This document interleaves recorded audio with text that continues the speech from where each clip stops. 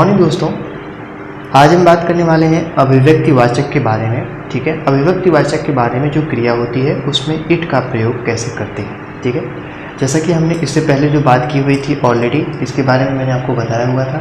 ठीक है, कि इट का उपयोग जो है कहाँ कहाँ पे किस प्रकार से किया जा सकता है। ठीक है, और आज हम अभिव्यक्तिवाचक के बारे में भी समझेंगे कि जो इम्प्रेशन जो होता है, इम्प्रेशनल क्रिया होती है, उसमें इट का प्रयोग किस तरीके से हम कर सकते हैं। ठीक है ना, तो चलिए आज हम समझते हैं कि किस तरीके से इसका प्रयोग होता है और जो कि मोस्ट इम्पॉर्टेंट है। तो चलिए मैं आपको एक एग्जांपल देता हूँ। जैसे कि अगर बोल दूँ कि बारिश हो रही है, ठीक है, बोल दूँ कि बारिश हो रही है। ठीक है, बारिश हो रही है। तो बारिश हो रही है, अगर मैं पूछ दूँ कि बारिश हो रही है तो आपको अगर इसका आंसर देना हो तो क्या दोगे। ठीक है, तो दोस्तों बता दूँ कि अगर बोल दिया जाए कि बारिश हो रही है तो इसमें अगर हमें इट का प्रयोग करना हो तो अगर इसका हो जाएगा इट इज़ रैनिंग, RAINING। ठीक है, इट इज़ रैनिंग मतलब बारिश हो रही है। ओके, तो आपको ये समझ में आ रहा होगा कि बारिश हो रही है, ये देखिए अभिव्यक्तिवाचक है, इम्प्रेशनल है। इसमें आपको इट का प्रयोग दिखाई दे रहा है यहाँ पे। ठीक है ना, मतलब ऐसी क्रिया जो कि प्रेजेंट टाइम में चल रही हो। ठीक है ना, अब एक और मैं देता हूँ। देखिए कि बर्फ गिर रही है, बर्फ गिर रही है, तो आप क्या कहोगे, सेम ऐसा ही है। और बोल दो कि बर्फ गिर रही है, गिर रही है, तो आप क्या बोलोगे। ठीक है, बर्फ गिर रही है, तो बर्फ गिर रही क्या होगा, it is snowing, SNOWING। Snowing मतलब क्या होता है, बर्फ का गिरना। ठीक है, इट इज स्नोइंग। ओके, बर्फ गिर रही है मतलब इट इज स्नोइंग। अगर आपसे बोल रहे हैं कि गड़गड़ाहट हो रही है, ठीक है, गड़गड़ाहट हो रही है या अंधेरा हो रहा है, अगर मैं बोल दूं आपसे कि अंधेरा अंधेरा, ठीक है, अंधेरा हो रहा है, तो आप क्या बोलोगे, अंधेरा हो रहा है, इसका क्या होगा, इसका होगा it is डार्किंग, DARKENING।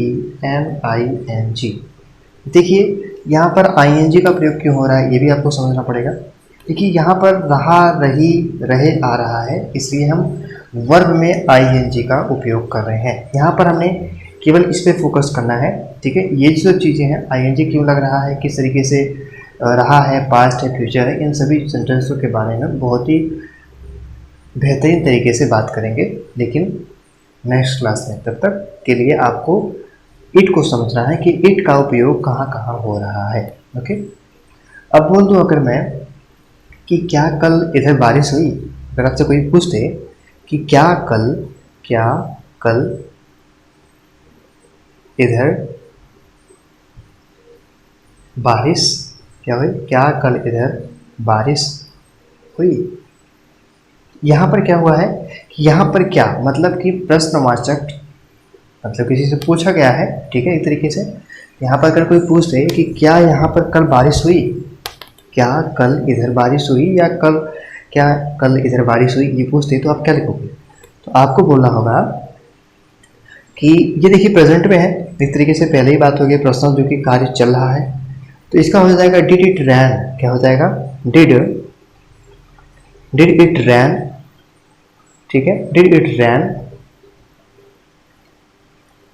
Here yesterday। Okay, यहाँ पे क्या होगा, did it rain here yesterday, क्या कल इधर बारिश हुई। ओके, और एक मैं और एग्जांपल दे देता हूँ, उसको आप समझिए। लिखना इसी का एग्जांपल है, उसके बाद हम दूसरे तरीके से बात करेंगे कि कल रात बहुत तेज बारिश हुई। यहाँ पे लिख दूँ मैं कि कल रात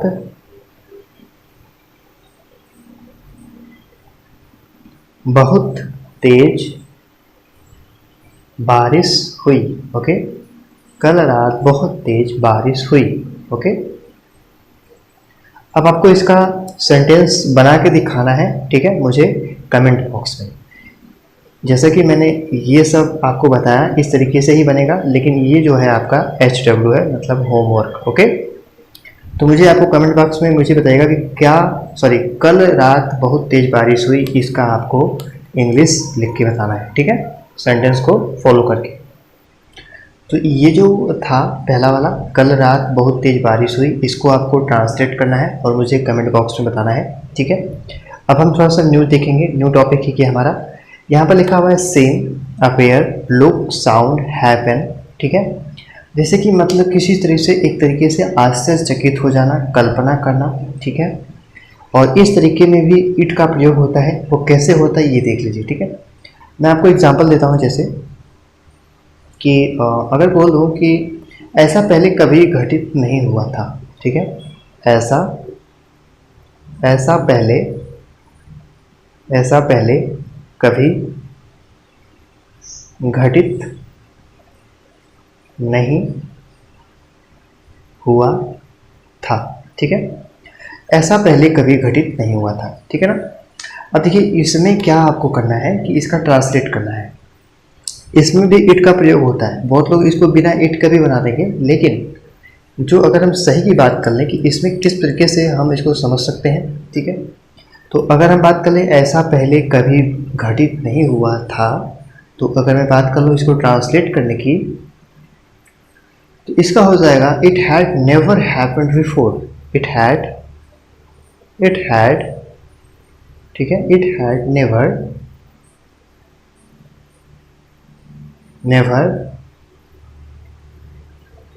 हैपेंड बिफोर।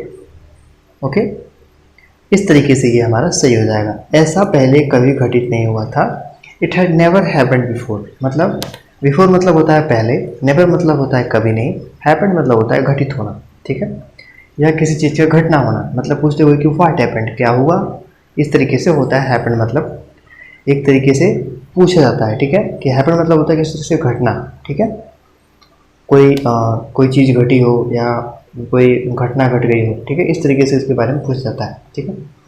अब हम नेक्स्ट एक और देखते हैं, दो तीन देख लेते हैं। अगर मैं पूछ दूँ कि ऐसा लगता है कि वह अब नहीं आएगा, ठीक है, अगर मैं पूछ दूँ कि ऐसा लगता है कि वह अब नहीं आएगा। ओके, ऐसा लगता है कि अब वह नहीं आएगा। अगर इसको ट्रांसलेट करना हो तो आप कैसे करोगे। जब भी क्लास देख रहे हो ना, तो आप एक बार ये ध्यान रखिएगा कि जब भी क्लास देखिएगा तो एक बार ट्राई करिएगा कि सर जो बता रहे हैं एक तरीके से पहले मैं भी इसको सॉल्व करूं, ठीक है।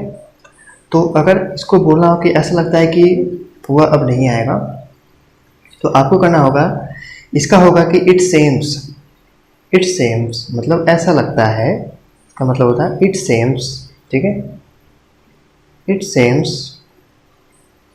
सेम्स दैट ही वोंट, मतलब वोंट कम नाउ, मतलब वो नहीं आएगा, ठीक है, वोंट कम नाउ। ओके, ऐसा लगता है, इट सेम्स मतलब ऐसा लगता है, that he won't come now, अब वो नहीं आएगा। ओके, देखिए यहाँ पर जो भी मैं आपको सेंटेंस बता रहा हूँ बहुत ही मोस्ट इम्पॉर्टेंट है, किस तरीके से इट का उपयोग हो रहा है ये भी आपको पता चल रहा है। एक और देख लीजिए, उसके बाद मैं आपको टेस्ट दे दूंगा एक और का, और उसके बाद हम कल बात करेंगे, ठीक है। एक और मैं देता हूँ कि देखिए ऐसा दिखाई देता है कि वक्ता ने आज कुछ तैयारी नहीं की है, ठीक है, ऐसा दिखाई देता है कि राम ने कुछ तैयारी नहीं की है। ऐसा दिखाई देता है कि राम ने कुछ तैयारी नहीं की है, ठीक है। अगर हम इसे सॉल्व करना हो तो सेम वही होगा कि इट सेम्स। ओके, इसको हम इट सेम्स भी कह सकते हैं या कह सकते हैं कि इट लुक्स, ओके, या फेयर्स भी कह सकते हैं, ठीक है। It's same, it's same, okay. यहाँ पे क्या होगा, इट सेम्स मतलब ऐसा लगता है, दैट द स्पीकर मतलब होता है वक्ता। तो यहाँ पर हमने राम का यूज़ किया हुआ है, ठीक है। देखिए यहाँ पर राम का यूज़ हुआ है तो यहाँ पे आप राम तो लगा सकते हो, लेकिन यहाँ पर जब इट का उपयोग हो गया ना तो एक तरीके से यही हमारा कर्ता हो जाता है, ठीक है। लेकिन यहाँ पर अगर राम लिखा हुआ है तो आप राम लगा सकते हो, that the Ram, that Ram has made on preparation, made on preparation, okay.